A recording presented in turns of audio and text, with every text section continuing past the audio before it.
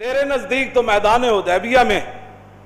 صحابہ آگے بڑھ کر رسول اللہ کی مبارک تھوک ایسے ہاتھوں پر لے رہے تھے، تیرے نزدیک تو پھر یہ بھی عجیب بن جائے گی کہ یہ کیا بات ہوئی جی، تھوک وہ لے رہے تھے، پھر تھوک وہ صاف نہیں کرتے تھے، ایسے کر کے منہ پر مر، تیرے نزدیک تو یہ بھی جرم بن جائے گا، یہ جی بڑا ایک مقدس مذہب ہے ہمارا دین، بڑی طہارت والا، تیرے نزدیک تو یہ بھی جرم بن جائے گا، لیکن تیرے نزدیک تو نے تو دین کو مانا ہی نہیں، تیرے نزدیک یہ جرم ہے۔ لیکن عروہ بن مسعود جب واپس گئے مشرکین مکہ کی طرف سے مذاکرات کر کے میدان حدیبیہ میں واپس گئے تو مشرکین مکہ نے کہا کیا خوشخبری لائے ہو، کیا حضور علیہ السلام حدیبیہ سے واپس چلے جائیں گے، کیا ہمارا مکہ بچ جائے گا فتح ہونے سے، کیا عرب کے اندر ہماری حکومتیں رہیں گی، یا رسول اللہ غالب آ جائیں گے؟ اس نے کہا نہ پوچھو، انہوں نے کہا کیا ہوا؟ انہوں نے کہا اے قوم واللہ لقد وفدت علی الملوک ووفدت علی قیصر وکسری والنجاشی واللہ ان رأیت ملکا قط یعظمہ اصحابہ ما یعظم اصحاب محمد محمدا۔ انہوں نے کہا کیا پوچھتے ہو، میں بڑے بڑے درباروں میں گیا، میں قیصر و کسریٰ کے دربار میں گیا، میں نجاشی کے دربار میں گیا، لیکن جو منظر میں نے محمد عربی کے دربار کا دیکھا میں نے کہیں نہیں دیکھا۔ اس نے کہا کیا دیکھا؟ انہوں نے کہا واللہ ان تنخم نخامتا الا وقد فی غف رجل منہم فدلک بها وجہہ وجلدہ۔ اس نے کہا میں نے دیکھا کہ جب نبی علیہ السلام مبارک تھوک زمین پر پھینکتے ہیں تو 1400 صحابہ ہاتھ لے کر دوڑ پڑتے ہیں، حضور یہاں پھینکے، حضور یہاں پھینکے، اور جب حضور تھوک مبارک پھینک دیتے ہیں پھر وہ اپنے ہاتھوں پہ مل کر اپنے منہ پر ملتے ہیں ایسے کر کے۔ وَإِذَا تَوَضَّأَ كَادُوا يَقْتَتِلُونَ عَلَى وُضُوئِهِ، جب رسول اللہ وضو فرماتے ہیں تو وضو کا پانے لینے کے لیے صحابہ ایسے دوڑتے ہیں، قریب ہے کہ ایک دوسرے کو قتل کر دے کہ یار زور کا تو نے لیا، اثر کا تو مجھے لینے دے کم از کم۔ وَمَا يُحِدُّونَ النَّظْرَ إِلَيْهِ تَعْظِيمًا لَهُ، فرمایا ایسے آنکھ اٹھا کر بھی حضور کی طرف نہیں دیکھتے، کہیں دیکھنا بھی بے ادبی نہ بن جائے۔ وَإِذَا أَمَرَهُمْ ابْتَدَرُوا أَمْرًا، حضور ایک کو حکم دیتے ہیں جاؤ جا کر یہ کام کر کے آؤ، 1400 صحابہ اس حکم کو بجا لانے کے لیے دوڑ پڑتے ہیں۔ تیرے نزدیک تو یہ عیب بن گیا، لیکن عروہ بن مسعود کے ایمان کا سبب بن گیا۔ یہ کیا باتیں لوگ کرتے ہیں، یہ باتیں کر کے تم کیا سمجھ سکتے ہو ناموس رسالت کا مسئلہ چھپ جائے گا یا امت اس میں مدانت کر جائے گی؟ نانا امت زندہ ازاں کے ملت را حیات از عشق اس اور برگو ساز کائنات از عشق اس۔ اقبال کہتا ہے امت مسلمہ زندہ ہے، زندہ رہے گی، غالب ہے، اب کوئی بات نہیں،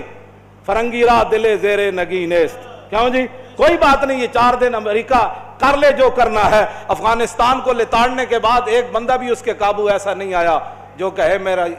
ایمان لے لو مجھے پیسے دے دو، ایک بندہ بھی اس کے قابو میں نہیں آیا جو گوانتا نامو بے میں تم نے علماء کی داڑیاں مونڈ دی اور پتہ نہیں کیڑ پنجروں میں بند کیا جیسے حیوانوں کو بند کیا جاتا ہے، لیکن ان پنجروں میں وہ بند رہے، قرآن کی تلاوتیں وہاں بھی وہ کرتے رہے، ہاں اسلام کو وہاں بھی انہوں نام اقبال کہندا فرنگی را دل زیر نگی نیست، اقبال کہندا آج تک فرنگی ایک دل تے قابو نہیں پا سکے، ملکاں تے تھا جی